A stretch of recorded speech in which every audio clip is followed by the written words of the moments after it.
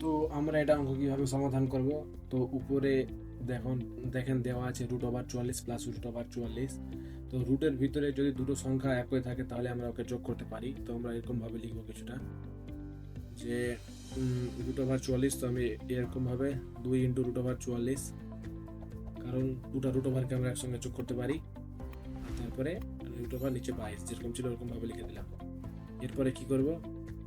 এরপরে আমরা করব কি, 44টাকে আমরা কিরকম ভাবে লিখতে পারি? এই 44টাকে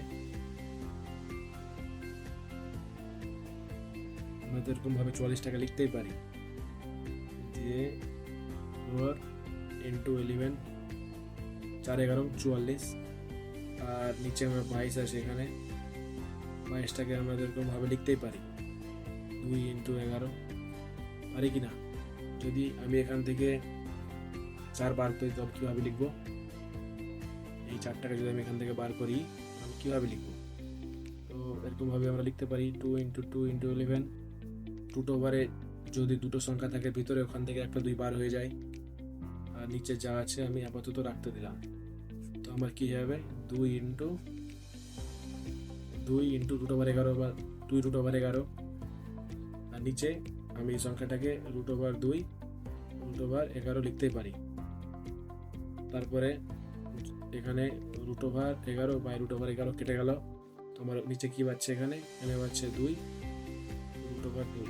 আমি ধরো এখানে এরকম করতে পারি, এখানে আমার 2 আছে, তো এখানে আমি লিখবো কি 2,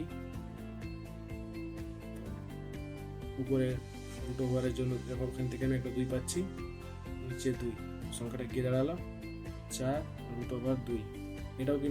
এটাও কিন্তু এটার উত্তর। আর যদি আমি এখান থেকে চাই যে দুটা নিচে থেকে √, সরাবো, তো আমি √, দিয়ে গুণ করে দেবো।